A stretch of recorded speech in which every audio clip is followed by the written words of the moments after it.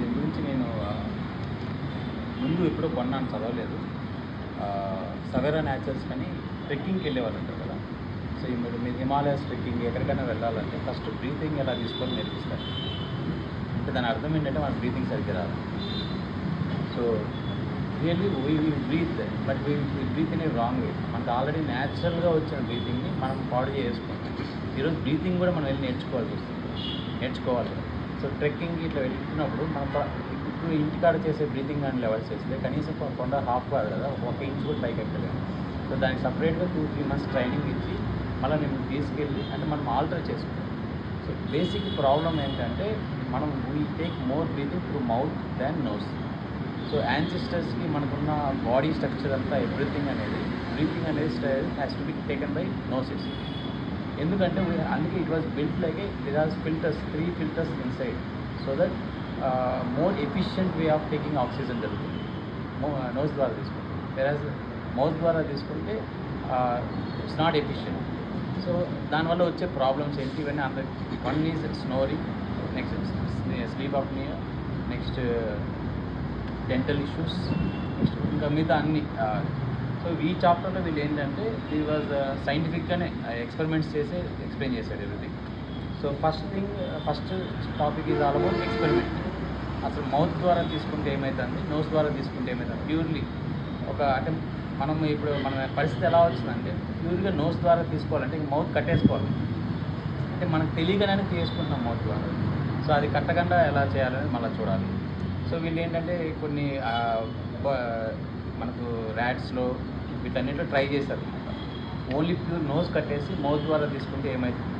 So వాటి stress levels పెరిగిపోవడం, health issues డిటైడ్ అవ్వడం, అసలు బ్రెయిన్లో సెల్స్ మామూలుగా అంటే న్యూ డెవలప్మెంట్ జరగాల్సింది హాఫ్ పడిపోతుందంట మౌత్ ద్వారా పడిపోతుంది. ఎందుకంటే ఆల్ ద టాక్సిన్స్ ఫిల్టర్స్ ఏమి ఉండవు కాబట్టి నోట్లో డైరెక్ట్గా తీసుకోవడం వల్ల సో టాక్సిన్స్ అన్నీ కూడా లోపల వెళ్ళిపోతుంది. అండ్ దాంతో వచ్చే ఫస్ట్ ప్రాబ్లమే డెంటల్ ఇష్యూ ఫస్ట్ వచ్చేస్తుంది. ఎందుకంటే ఆ ఎయిర్ ప్యూర్గా అది ఫిల్టరింగ్ జరగదు కాబట్టి డెంటల్ దగ్గరికి వెళ్ళి స్టక్ అయిపోతుంది. సో ఇంకా second thing is snoring, which is very big problem in terms of health issue.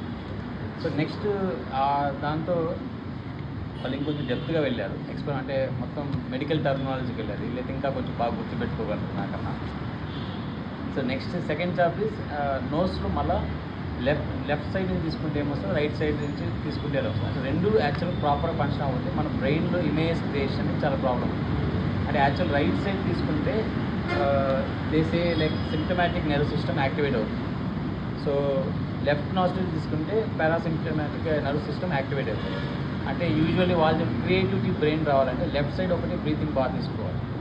So left side మనం తక్కువ తీసుకొని రైట్ సైడ్ ఎక్కువ తీసుకుంటూ ఉన్నా కూడా so we have that creativity అనేది లాస్ అవుతుంది. అంటే మనం గ్రోత్లో కూడా ఇది ఎఫెక్ట్ అవుతుంది.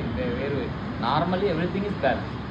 సరే ఇట్లా అన్బ్యాలెన్స్డ్ ఎందుకు వచ్చింది అంటే సో పిల్లలు ఇప్పుడు మామూలుగా మనం రా ఫుడ్ తినకుండా మనము ప్రాసెస్డ్ ఫుడ్ తీసుకోవడం వల్ల చీవింగ్ తగ్గిపోయింది. చీవింగ్ ఎప్పుడైతే తగ్గిపోయిందో ఈ సైజ్ తగ్గిపోయింది. సైజ్ తగ్గిపోతే ఇప్పుడు మనము 32 డెంటల్స్ అంటే మన పళ్ళు కూడా అకామిడేట్ అయ్యే స్పేస్ లేదు లోపల. అందుకే మనకి ఎక్స్ట్రా పనులు వస్తే కూడా తీపిచ్చేస్తాం.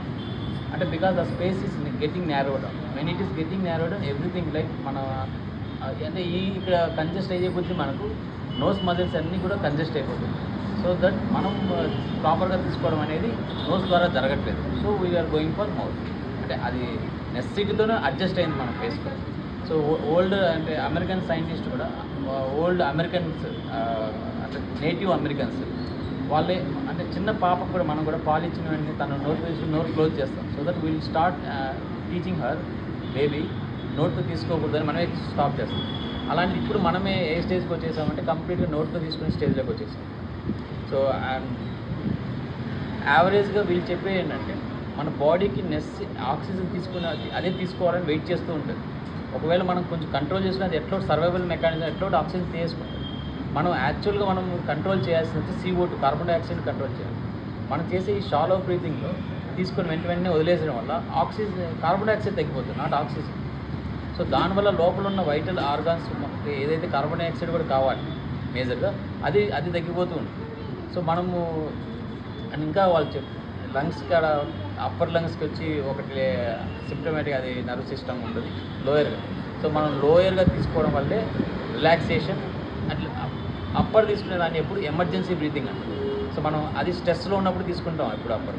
బట్ మనం ఎప్పుడైతే అదే హ్యాబిచువల్గా వెళ్ళిపోయామో body is always feeling that we are in stress. So మన బ్రీతింగ్ కూడా అట్లనే జరిగిపోతుంది. అందుకే మనకు దాని రిలేటెడ్ డిసీజెస్ అన్నీ ఉంటాయి, స్ట్రెస్ రిలేటెడ్ డిసీజెస్. మనం ఎప్పుడైతే ఆక్సిజన్ డీప్గా తీసుకున్నామో మీకు ఎప్పుడు రిలాక్స్ ఫీలింగ్ వస్తుంది.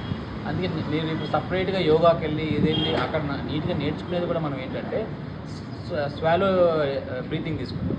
అప్పుడు ఏంటంటే లోవర్ లంగ్స్ సిస్టమ్కి వెళ్తుంది, అక్కడ ఎయిర్ ఉండిపోతుంది.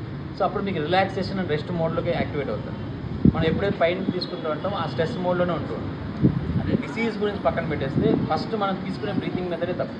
అండ్ 2 నోసెస్ నుంచి తీసుకోవాలి షాలో. సో యాక్చువల్ రిక్వైర్మెంట్ మనకి ఏంటంటే పర్ మినిట్ మనం 5 టైమ్స్ తీసుకోవాలి. 5.5 times is the scientific way of approval. 5 మనకు lungs can hold the capacity of 5 to 6 litres of ఎయిర్ని హోల్డ్ చేసుకోగలరు. మనం ఇలా పర్ మినిట్ 5.5 టైమ్స్ తీసుకున్నా కూడా 2 టైమ్స్ ఫిల్ అయిపోతుంది, నాట్ 1 టైం. బట్ అంతకన్నా ఎక్కువ అంటే మనం అది ఫిల్ చేయట్లేదు, we are just taking it, giving it back. So అంటే మొత్తం ఇంకా అంటే కంప్లీట్గా మీకు కావాలంటే సెకండ్ టాపిక్ వచ్చి నోస్. అసలు లెఫ్ట్ నాస్ట్రిల్ దానికి బ్రెయిన్కి ఎలా లింక్ అయి ఉంటుంది, మనం తీసుకునే బ్రీత్, దానికి వచ్చే ఇమాజినేషన్స్, మనకు వచ్చే కళలు, డ్రీమ్స్, ఇవన్నీ కూడా ఎలా లింక్ అయి ఉంటాయి. నెక్స్ట్ రైట్ నాస్ట్రిల్స్, దాని మీద ఎవ్రీథింగ్ ఈజ్ ఎక్స్పెరిమెంటెడ్. మళ్ళీ ఎక్స్పెరిమెంట్ చేసి దాంట్లో మళ్ళీ సైంటిఫిక్గా రైట్ ఆర్ రాంగ్గా చెక్ చేసుకొని దాంట్లో ఏమేమి డిసీజ్ వస్తున్నాయి, ఎవరికి ఈ ప్రాబ్లమ్స్ ఎక్కడ వస్తున్నాయి, ఎట్లా తగ్గుతున్నాయి, ఆ రెమెడీస్ మొత్తం ఉన్నాయి ఈ బుక్లో. అంటే నాట్ ఓన్లీ ప్రాబ్లం, సోర్స్ నుంచి అసలు హిస్టరీలో ఎలా ఉంది. అండ్ ఇప్పుడు లేటెస్ట్ మెథడ్స్ లైక్ యోగా, చైనాలో ఏదో 3-4 వాళ్ళు కొన్ని మెన్షన్ చేశారు, చైనీస్ వాళ్ళు ఫాలో అయ్యేటి.